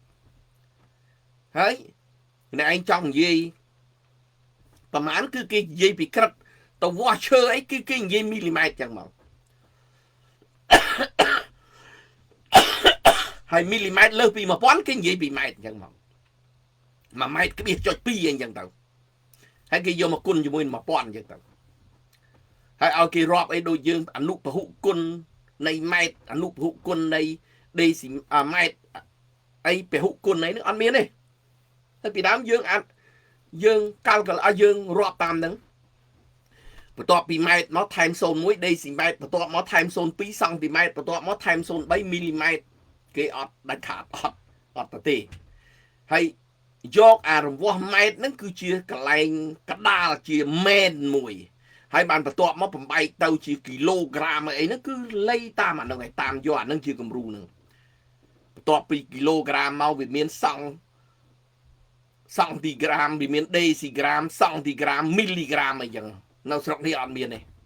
និយាយចេញពីគីឡូមកគឺមីលីក្រាមនឹងបដ ாய் ចឹងការប្រព័ន្ធដែលយើងរៀនពីចំនួនមុននិងចំនួនក្រោយវាខុសគ្នាក៏ប៉ុន្តែមិនថាអ្នកចំនួនមុននឹងល្ងងពេកទេមិនទេកន្លែងខ្លះលំអិតជាងឥឡូវព្រោះឥឡូវគេរៀនកាត់កន្លែងខ្លះមិនត្រូវចាំបាច់អត់បាច់រៀនអត់បាច់ចេះ វាខុសគ្នាបងប្អូនវាខុសគ្នាឧទាហរណ៍ចូលរៀនពេលដែលយើងប្រឡងចូលគេត្រូវការឲ្យមាន physics ឲ្យមានគីមីវាឲ្យមាន math ឲ្យមាន biology អីចឹងក៏ប៉ុន្តែពេលដែលចូលឆ្នាំទី1ទី2ទី3ទៅអស់លីងម៉េះហ្នឹងគឺរបស់ចោលគេលែងរៀនវាអត់មានអីមក calculate ស្អីច្រើនអីតទៅទៀតអត់មានស្អី diagram ត្រូវស្អីសង់ integral cosine អីតទៅទៀតអត់ផងអញ្ចឹងគេរៀនតែជំនាញរបស់គេអញ្ចឹងក៏ប៉ុន្តែរៀបចូលគេឲ្យយើងឆ្លាតទាំងអស់ពេទ្យហ្នឹងគេឲ្យយើងឆ្លាតទាំងអស់គេប្រមូលអ្នកដែលមានចំណេះចេះដឹងទូទៅដល់ពេលចូលរៀនអត់ទេ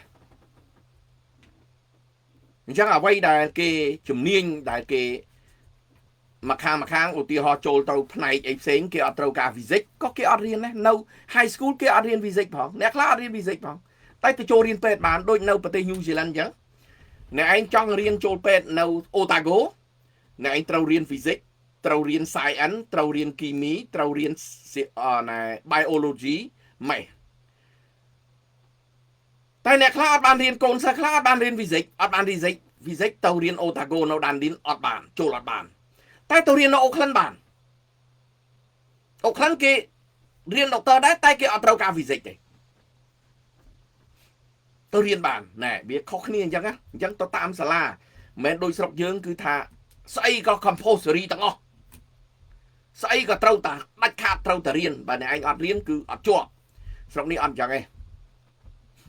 មុខវិជ្ជាខ្លះគេយកថាប្រមាណមួយជាដែលសំខាន់ subject ដែលសំខាន់ចូលរៀនក្នុងនឹងអត់មាន subject មួយចំនួនចូលបានមុខវិជ្ជាខ្លះត្រូវការទាំងអស់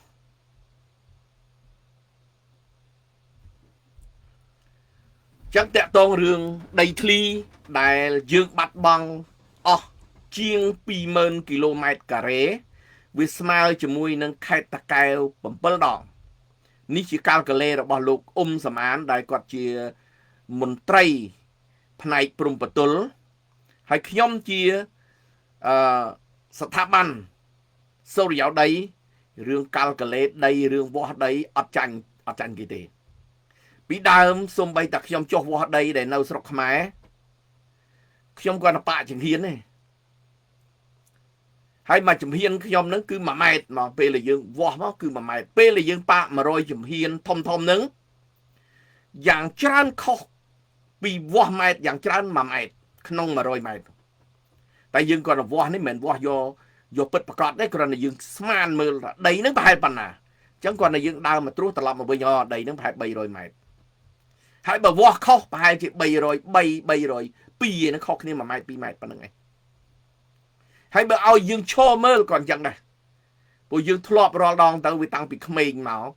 ហើយបើពីក្មេងពីសង្គមចាស់ថ្នាក់ទី12ថ្នាក់ទី11ហ្នឹងអូ5ម៉ែត្រ10ម៉ែត្រហ្នឹងវាស់ដើរវាស់គេហៅដេកាម៉ែត្រហ្នឹងមកដេដេកាម៉ែត្រហ្នឹងវាស្មើ10ម៉ែត្រអញ្ចឹងគ្រូពីដើមមាន1ម៉ែត្រ10ម៉ែត្រម៉ែត្រដែកហ្នឹងដើរវាស់ជុំវិញសាលារៀនហ្នឹងសាលារៀនពីដើមមានតារាងបាល់ជុំវិញតារាងបាល់ហ្នឹងឆ្ងាយដែរបងប្អូនកន្លែងខ្លះចង់3ទៅ400ម៉ែត្រដែរព្រោះតារាងបាល់មិនមែនមួយណាពីដើមតារាងបាល់នៅតាមសាលានីមួយធំណាមានតារាងបាល់ទាត់2 3នៅក្នុងហ្នឹងអញ្ចឹងរៀនវាស់តាំងពីអាហ្នឹងឡើងហើយបើនៅតិចណូវិញរៀននៅតិចណូពេលវ៉ាកងឡើងធ្វើអានេះវ៉ៃលម៉ង់ហ្នឹងនៅសាលាហ្នឹងដើរវាស់កម្ពស់នៃដីយើងដែលធៀបនឹងទឹកសមុទ្រហ្នឹងជុំវិញសាលាហ្នឹងធ្វើ practice ក្នុងហ្នឹងអញ្ចឹងអាការវាស់វែងហ្នឹងគឺសម្រាប់ខ្ញុំច្បាស់មែនតើអត់មានលំអៀងទេមិនងាយលំអៀងទេដីគ្រាន់ខ្ញុំក៏លេខមើលមិនបាច់តដើរជំហានក៏ខ្ញុំស្មានខុសតិចតួចព្រោះយើងដូចជំនាញដែរអាហ្នឹងបញ្ហាហ្នឹងអញ្ចឹងតកតងរឿងដីដែលយើងបាត់20,000 គីឡូម៉ែត្រការ៉េជាងស្មើនឹងហ៊ុនសែនស្រែកថា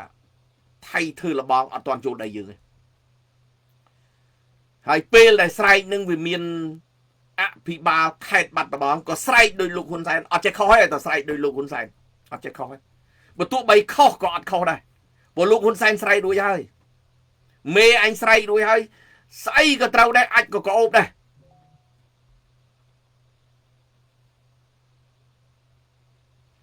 អានឹងសូមឲ្យបងប្អូនពិចារណាពីបញ្ហានឹងថាយើងរបបលោកហ៊ុនសែននឹង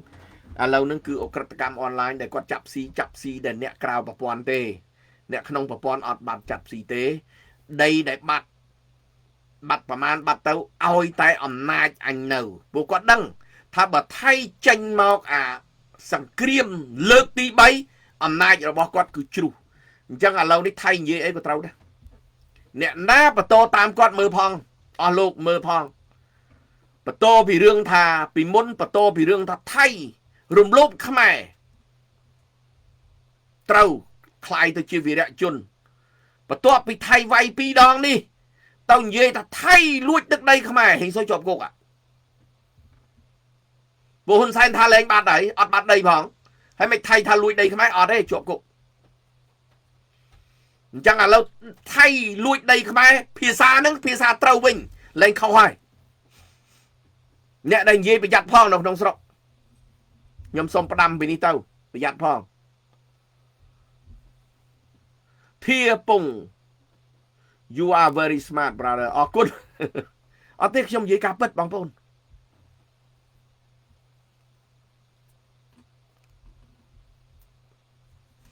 ហើយតពហិកាស្អីសតពហិកាលែងហូបមកហូបថៃមិនប្រើរបស់ថៃតែអីវ៉ាន់ដឹកចេញពីថៃចូលវៀតណាមចេញពីវៀតណាមចូលខ្មែរស្អីគេអាហ្នឹងហ៎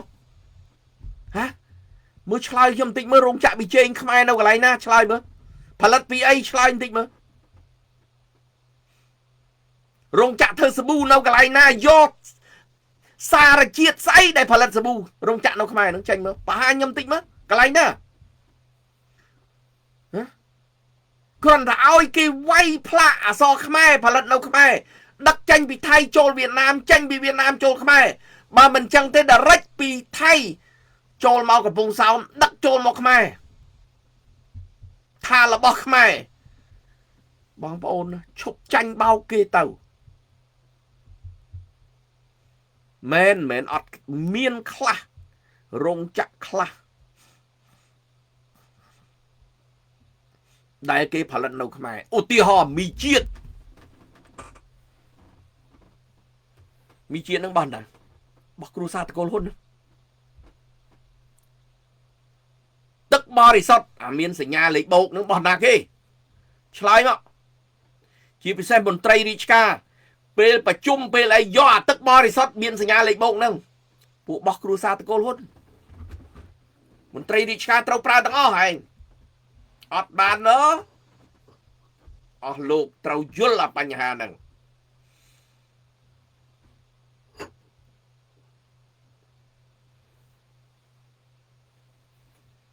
យើងត្រូវគិតសិតតែគេបោកប្រាស់យើងទេរាល់ថ្ងៃនេះសេដ្ឋកិច្ចនៅវៀតណាមឡើងកប់ពពកឡើងខ្លាំងជាងថៃទៀតដោយសារអីគៀបពីខ្មែរដូចទឹកអំពៅអញ្ចឹងទៅចេញទឹកនៅវៀតណាមមកខ្មែរនេះសល់កាហ្នឹងថ្នាំពេទ្យឡានបាសពីខ្មែរចេញទៅសេកនណែនទាំងអស់សិតមនុស្សជីទៅដល់ព្រំបន្ទល់ចុះសុំបីតែកបោបតូចមួយក៏ចូលម៉ាស៊ីនស្កេនដែរត្រឡប់មកវិញឡានបាសមានតែមួយកណាត់មុខឯមនុស្សជីខាងក្រោយណែនសិតតកេះទាំងអស់ថ្នាំពេទ្យនិងអីវ៉ាន់រត់ពន្ធត្រឡប់ពីវៀតណាមមកវិញស្អីក៏មិនបាច់ចុះដែរវ៉ាន់គ្មានស្កេនគ្មានខ្មោចយកអីទាំងអស់ចូលមកតាមចិត្តនឹងឯសេដ្ឋកិច្ចខ្មែរជឿនលឿនរដ្ឋមន្ត្រីក្រសួងកសិកម្មគាត់ស្រែកថាបិទជ្រូកពីវៀតណាមដកតំណែងអ្នកឯងក៏វែងចោលមិនអ្នកឯងចង់ឲ្យជ្រូកឡើងថ្លៃមួយម៉ាត់ប៉ុណ្ណឹងត្រូវទៀត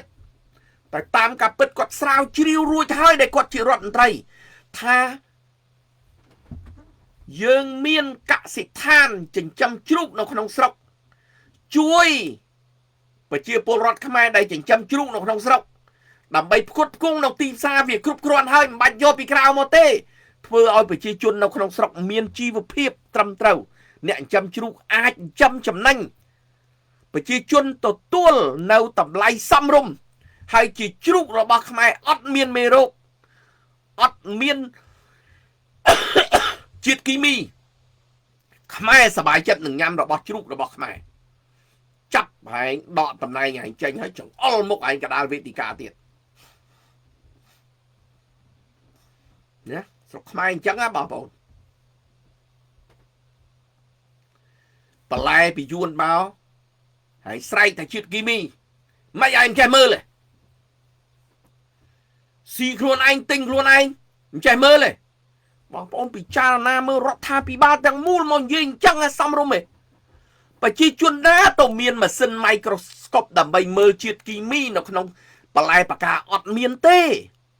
chẳng hai bàn rót tha bị ba bằng cát cái xuông muốiสถาบันមួយគឺស្ថាប័នគេហៅកម្ម control ដើម្បីឲ្យមើលជាតិគីមីអីវ៉ាន់នាំចូលដើម្បីប្រជាជនទុកចិត្តថាញ៉ាំទឹកស៊ីអ៊ីវនេះទៅវាអត់កើតមហារីកទេញ៉ាំបន្លែនេះទៅវាអត់មានជាតិគីមីទេរបស់របរដែលកម្ម control ត្រូវមើលទីបំផុតលោកហ៊ុនសែនថាចេះមើលខ្លួនឯងអញ្ចឹងបង្កើតអាស្ថាប័នកម្ម control នឹងយកមកធ្វើស្អីគាត់និយាយហ្នឹងគាត់អត់ចេះឬមួយក៏គាត់ក៏ល្ងងឬមួយក៏អីខ្ញុំអត់យល់ឬមួយគាត់ដឹកឃើញគាត់ចេះតែថាទៅខ្ញុំអត់យល់ដឹកនាំប្រទេសចេះតែថាអញ្ចឹងយ៉ាងម៉េចឥឡូវនឹងថាខ្មែរអត់បាត់ដីក៏អាចកអាចែបដឹកខ្មែរអត់បាត់ដីដែរទៅអូព្រះហើយព្រះដឹកនាំប្រទេសបែបហ្នឹងហ៎ដល់តែគេនិយាយដាក់គេក្នុងបញ្ជីខ្មៅសៅរ៉ាស៊ីខុសអីគាត់និយាយការពិតនេះតាមការពិតណាលោកត្រូវឲ្យអាវុធខ្ញុំទៀតនៅពេលដែលខ្ញុំនិយាយការពិតឲ្យប្រជាជនបានដឹងណាបើខ្ញុំនិយាយខុសអានឹងលោកដាក់ទោសតែបើខ្ញុំនិយាយត្រូវលោកត្រូវឲ្យអាវុធខ្ញុំថាលោកឯងបានចប់ចែកផ្សព្វផ្សាយឲ្យប្រជាពលរដ្ឋបានយល់ពីអ្វីដែលជាការពិតនៅស្រុកនេះអញ្ចឹងណាខ្ញុំប្រធានសមាគមខ្ញុំជួយពលរដ្ឋមិនមែនជួយតែពលរដ្ឋខ្មែរទេខ្ញុំជាបូតរបស់ Migrant Center នៅទីក្រុង Christchurch ពីឆ្នាំ2011រហូតដល់2020ដូចជាបាទពេលដែលខ្ញុំធ្វើការជាបូតរបស់ Migrant Center ខ្ញុំជួយគ្រប់សមាគមមិនមែនតែប្រាសមាគមខ្មែរទេពេលហ្នឹងគេឲ្យអាវុធខ្ញុំហើយអាវុធខ្ញុំមេដៃពីណាពីស្ដេចអេលីសាបេតអង់គ្លេសគេឲ្យរំមងាយើងគេហៅថា Queen Service Medal អញ្ចឹងសៅរ៉ាស៊ី QSM បានន័យថា Queen Service Medal ហើយងារខ្ញុំមួយទៀត JP គឺខ្ញុំត្រូវទៅសេគឺមិនមែនសៅរ៉ាស៊ីទេត្រូវដាក់ JP ហើយ QSM ដល់គេមើលទៅគេដឹងអូអ្នកឯង Justice of the Peace ហើយជាមួយនឹងបានទទួលមេដាយពីស្ដេចអង់គ្លេសគេកំណត់ឲ្យយើងទៅសេអញ្ចឹងពងងាររបស់យើងអញ្ចឹងលោកហ៊ុនសែនគួរណាស់ដែលអ្នកនិយាយការពិតគួរណាស់លោកជាអ្នកឲ្យអាវុធមកគេមិនមែនដាក់គេក្នុងបញ្ជីខ្មៅអត់ឲ្យចូលស្រុកខ្មែរទេអ្នកដែលត្រពងលោកលើកតម្កើងតែចាំណាអ្នកលើកតម្កើងជ្រុលពេកលើកលោកហ៊ុនសែនផុតជើងក៏គុកដែរណាបងប្អូនមើលលីសមេតឃើញទេលើកផុតជើងដល់លើកផុតជើងវាក្រៅប្រព័ន្ធអញទៀតវាអាងថាអញស្អីគ្រូមៀហ៊ុនសែនហើយខ្លាំងពេកងាប់ក្នុងគុកប្រយ័ត្នមែនតើចឹងបានសុំផ្ដាំទៅរលកទាំងឡាយអើយមានរលកធ្នាក់និងរលកដែលគេត្រូវគេតាក់បានរលកធ្នាក់អានឹងរបស់គេមិនសូវអីទេណាបានផ្ដាំទៅផងអានឹងដោយសារឃើញអារលកធ្នាក់កុំច្រឡំថារលកដែលគេតាក់បានទេទៅធ្វើរលកធ្នាក់គេដែរអានឹងtênស្រួយហើយណាផ្ដាំទៅផងស៊ូណារ៉ូអារលកធ្នាក់ត្រឡប់ទៅវិញអូខេរដ្ឋមន្ត្រីអមនាយករដ្ឋមន្ត្រីមុខកាហើជាមួយនាយករដ្ឋមន្ត្រីអូខេអានឹងអារលកធ្នាក់អាឡុកដែលគេតាក់បានល្ងាវនៅពេលដែលចូលទៅដល់គេឲ្យជ្រៀងឲ្យជេលោកប្រធានសំរងស៊ីជេអ្នកដែលនៅក្រៅហ្នឹងអានឹងអាឡុកធ្នាក់ទីបំផុតឡើងធីសវណ្ណថាចាំណា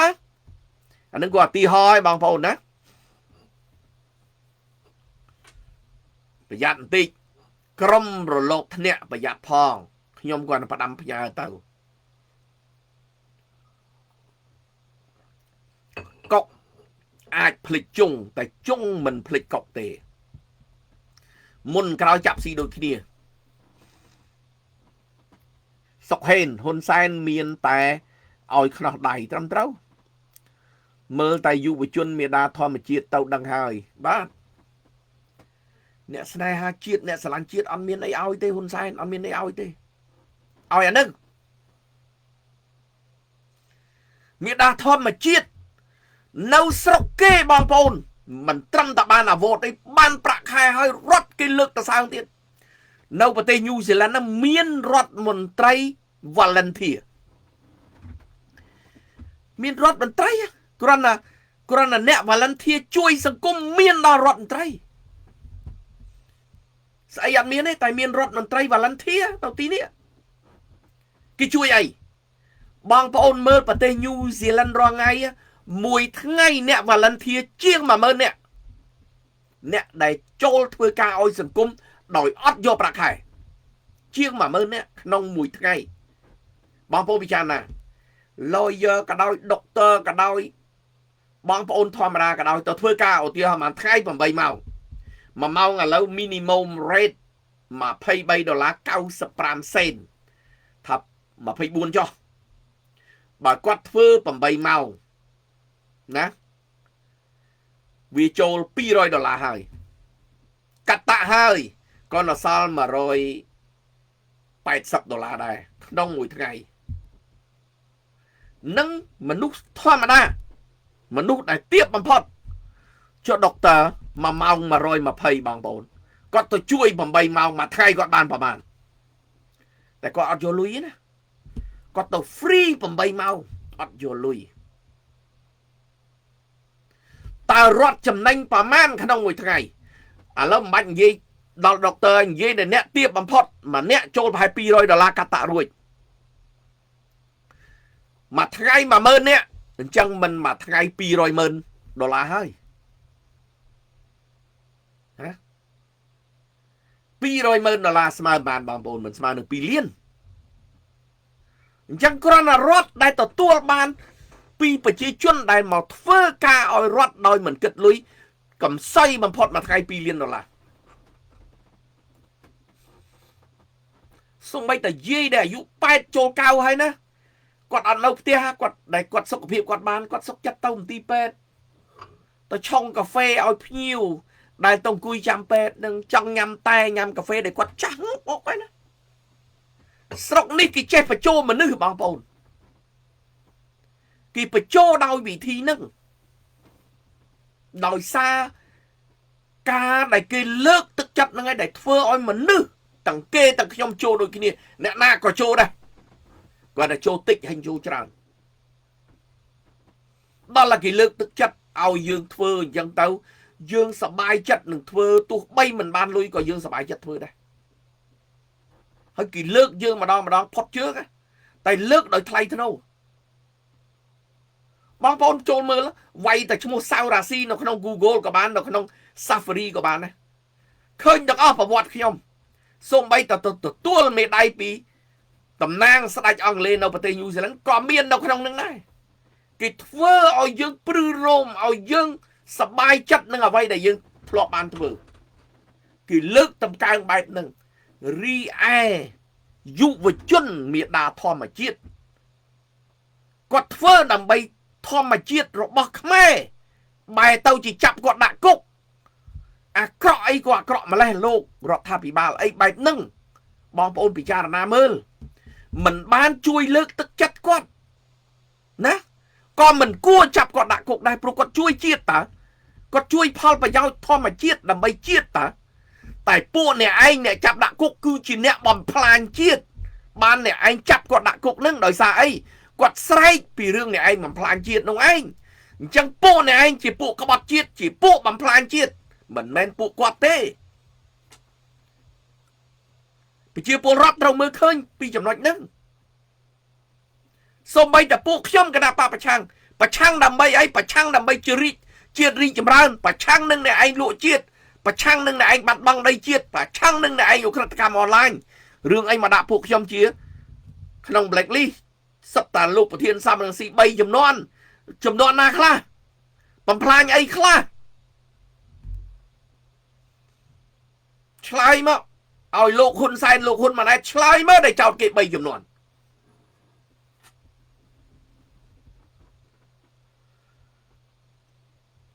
ត្រឹមត្រូវបើលោកហ៊ុនសែនប្រកាសឲ្យចាប់ពិតជាសន្យាតែមួយអាទិត្យខ្ញុំថាបងមិនដល់មួយអាទិត្យផងបងតាមមួយថ្ងៃនេះខ្ទេចអស់លីងឡូវហ្នឹងអក្រិតកម្មអនឡាញលោកហ៊ុនសែនគាត់ប្រកាសខ្លួនគាត់តាឥឡូវសាកលើមើលប្រជាជនណានិយាយពីហ៊ុនសែនអាក្រក់មិនលើសពី1ម៉ោងទេបញ្ជូនយកមកដាក់គុកភ្លាមគាត់និយាយតាអាបណ្ដាញប្រព័ន្ធ Facebook នេះគឺគាត់ដឹងទាំងអស់បណ្ដាញគាត់ដឹងទាំងអស់គ្មានបាត់តាណាមួយទេរឿងអីបណ្ដាញ scam online គាត់អត់ដឹងពួកគាត់ធ្វើចោលគាត់សុំកលុំជាមួយចោលរឿងអីដែលគាត់ទៅចាប់កើតហើយរបបគាត់នេះបើអត់មានលុយពិភពលោកទេដួលតោងបានលុយពីណាចំណេញបានពីណាមក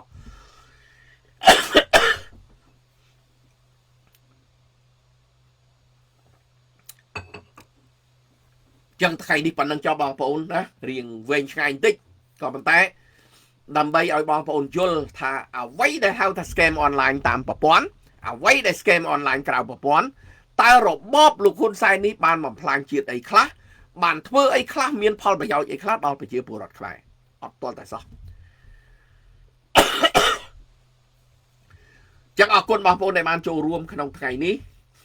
កម្លាយយួននៅគ្រប់ទីកន្លែងចង់និយាយពីរឿងយួននឹងច្រើនណាស់បងតែពេលវាអត់បានហើយវាស្អកកទៀតវណ្ណៈនៅក្នុងស្រុកយួនច្រើនជាងខ្មែរទៅទៀតលោកពូត្រឹមត្រូវ 100% ថ្ងៃណាខ្ញុំនឹងនិយាយអារឿងហ្នឹងហើយខ្ញុំនឹងនិយាយឲ្យបងប្អូនបុប្ផាកែវបាទចាស់ចំនួនមុនសម្បូរអ្នកពូកែណាមិនដូចសម័យខ្ញុំសពថ្ងៃទេមួយចំនួនធំមែនពួកខ្ញុំជំនាន់ហ្នឹងងាប់ហើយរៀនទៅតិចណូងើបរៀនម៉ោង4ម៉ោង3ភ្លឺណាងើបបន្តិចមេរៀនងើបរៀនមិនមែនដូចក្មេងឥឡូវនេះបើកូនខ្ញុំក៏អញ្ចឹងដែរមិនដែលឃើញគាត់ងើបរៀនអីពីយប់អីអត់ទេគាត់មកវិញគាត់ធ្វើទៅ homework អីចប់ហើយខ្ញុំអត់យល់ដែរ